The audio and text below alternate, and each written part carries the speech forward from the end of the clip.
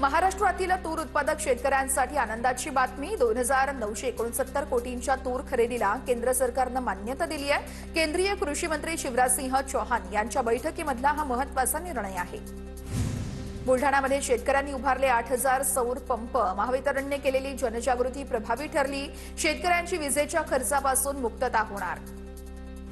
लातूरच्या आडत बाजारामध्ये सोयाबीनला चांगला भाव। सोयाबीन प्रति क्विंटल 5500 रुपये भाव मिळाल्याने शेतकऱ्यांमध्ये समाधान। तर सध्या सोयाबीनचे 5000 टप्पा हा सोयाबीनने ओलांडल्याची ही माहिती। पुण्याच्या मार्केट यार्ड फळ बाजारामध्ये हापूसची आवक सुरू झाली आहे। रत्नागिरी जिल्ह्यातील जैतापूरमधून हापूसच्या 4 पेट्या दाखल, तर एका पेटीला 15000 रुपयांचा दर। बुलढाण्याच्या मलकापूर तालुक्यातील 150 शेतकऱ्यांची फसवणूक। शेतमाल घेऊनही व्यापाऱ्याने 1.5 वर्षांपासून पैसे दिले नसल्याचं समोर। शेतकऱ्यांकडून तहसील कार्यालयासमोर आमरण उपोषण। त्र्यंबकेश्वर तालुक्यामध्ये हिवाळ्यातच पाणी टंचाईची चाहूल। बाघेरे ग्रामपंचायत हद्दीतील कोशिमपाडा या ठिकाणी पाणी टंचाई। 70 कुटुंब आणि 500 लोकसंख्या असलेल्या या पाड्यावरती विहिरींनी तळ गाठला। जिल्हाधिकाऱ्यांनी 2 तहसीलदारांवरती कारवाई केली नाही तर त्यांच्यावर हक्कभंग आणणार। बबनराव लोणीकर यांचा इशारा। जालना जिल्ह्यामध्ये झालेल्या शेतकरी अतिवृष्टी अनुदान वाटप घोटाळा पुन्हा एकदा आता येणाऱ्या अधिवेशनात गाजण्याची दाट शक्यता। पालघरच्या बांद्री धरणाच्या कालव्यांना गळती। पाटबंधारे विभागाकडून केल्या जाणाऱ्या कामांचा निकृष्ट दर्जा समोर। शेतकऱ्यांकडून कामाच्या दर्जावरती प्रश्नचिन्ह उपस्थित। लातूरमध्ये जिल्हा परिषद निवडणुकांचा जोरदार प्रचार सुरू। धीरज देशमुख यांनी उसाचा ट्रॅक्टर बाजूने जात असताना आपलं भाषण थांबवलं। काँग्रेसच्या साखर कारखान्यांमुळे लातूरच्या ग्रामीण भागाचा विकास झाला। उसाचा ट्रॅक्टर पाहून धीरज देशमुख यांनी दिलं उदाहरण। तर बारामतीमधील सुपा कराठी पंचायत समिती गट बिनविरोध होण्याच्या चर्चांना पूर्णविराम मिळण्याची शक्यता आहे। अपक्ष उमेदवार साती खैरे निवडणूक लढण्यावर ठाम आहेत। बिनविरोध निवडणूक होण्याची शक्यता त्यामुळे मावळली आहे। मराठी भाषा संवर्धन पंधरवड्यानिमित्त वर्ध्याच्या सेलूमध्ये बोलीभाषांचा जागर कार्यक्रम उत्साहामध्ये। मराठी भाषा विभाग, भाषा संचालनालय आणि यशवंत महाविद्यालयाच्या संयुक्त विद्यमाने कार्यक्रमांचं आयोजन। भंडाऱ्याच्या लाखनीमध्ये मराठी भाषा विभाग संचालनालयातर्फे बोलींचा जागर या कार्यक्रमाचं आयोजन। बोली भाषा जिवंत राहावी आणि तिचं संवर्धन करण्यात यावं यासाठी कार्यक्रमांचं आयोजन। दाभोसहून नंदुरबारसाठी 4000 कोटींची गुंतवणूक। नंदुरबार जिल्ह्याच्या विकासाला मोठी चालना मिळणार। प्रदेश सरचिटणीस विजय चौधरी यांनी मानले मुख्यमंत्री फडणवीसांचे आभार। रस्ते, सिंचन आणि आरोग्य सुविधांसाठी भरीव निधीही दिला जाणार। जळगावच्या 40गाव बस स्थानकात घरी जाण्यासाठी विद्यार्थ्यांची जीवघेणी कसरत। अपुऱ्या बस फेऱ्यांमुळे विद्यार्थ्यांच्या सुरक्षिततेचा प्रश्न ऐरणीवरती। शाळा महाविद्यालय सुटल्यानंतर बस स्थानकात मोठा गोंधळ। शनिवार, रविवार आणि प्रजासत्ताक दिनाच्या सलग सुट्ट्यांमुळे शिर्डीमध्ये भाविकांची मोठी गर्दी। साई समाधी मंदिरात दर्शनासाठी भाविकांच्या लांबच लांब रांगा। देशभरातून साई भक्त शिर्डीमध्ये साई दर्शनासाठी दाखल, तर शिर्डीमध्ये वाहनांच्या लांबच लांब रांगा। शहरातील हॉटेलही हाऊसफुल।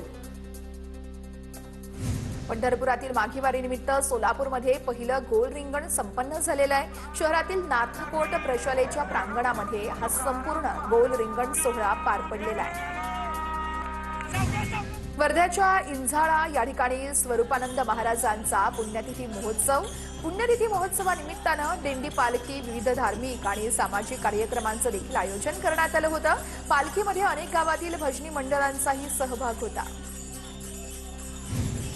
पुण्यामध्ये श्रीमंत दगडूशेठ हलवाई गणपती ट्रस्टच्या माध्यमातून भारतीय संरक्षण ताफ्यातील शस्त्रांचं प्रदर्शन। केंद्रीय राज्यमंत्री मुरलीधर मोहोळ यांच्या हस्ते या शस्त्रांच्या प्रदर्शनाचं उद्घाटन। आळंदीमध्ये संत ज्ञानेश्वर महाराज थोरल्या पादुका मंदिरात अखंड हरिनाम सप्ताहाची उत्साहात सांगता झाली आहे। कीर्तनकार गोविंद महाराज गोरे यांचं काल्याचं कीर्तन होतं। ग्रंथदिंडी, मिरवणूक आदी धार्मिक कार्यक्रमांचं देखील या ठिकाणी आयोजन करण्यात आलं होतं। वर्ध्यामध्ये जिल्हास्तरीय मिनी सरसंवर्धिनी महोत्सवामध्ये नृत्य स्पर्धांचं आयोजन। नोंदणी मोठ्या प्रमाणात झाल्यानं 2 दिवस नृत्य स्पर्धा चालणार असल्याची माहिती। वाशिमच्या डभा या ठिकाणी श्री नाथनंगे महाराजांच्या यात्रोत्सवाचा मोठा उत्साह सुरू झालेला आहे। आज 1 लाखाहून अधिक भाविकांना महाप्रसादाचं वाटप केलं जात आहे। यात्रेसाठी तब्बल 201 क्विंटल बुंदी, पुरी आणि बटाट्याच्या भाजीची तयारी करण्यात आली आहे। आगडगावच्या काळभैरवनाथ देवस्थानला अभिनेते सयाजी शिंदे यांची भेट, ग्रामस्थांसोबत संवाद साधत देवस्थान विश्वस्त मंडळांचं विशेष कौतुकही केलंय। दर्शन घेऊन विधिवत पूजा देखील याच वेळेस करण्यात आली आहे। वार्षिक निरंकारी संत समागमाला सांगलीमध्ये उत्साहात सुरुवात। सद्गुरू माता सुदीक्षाजी महाराज आणि निरंकारी राजपिता रमितजी यांच्या प्रमुख उपस्थितीमध्ये समागमाचं आयोजन। तर देश विदेशातून लाखो भाविक या संत समागमात सहभागी झाले होते। वाशिम ते किन्हीराजा रस्त्याच्या दुतर्फा बनवलेल्या नाल्या व्यावसायिकांसाठी डोकेदुखी ठरतोय। रस्त्याचं काँक्रिटीकरण करण्याच्या आधीच उंच नाल्या बनवण्यात आल्यात। 6 महिन्यांपासून काम रखडल्यानं व्यावसायिकांचं मोठ्या प्रमाणात नुकसान होत आहे।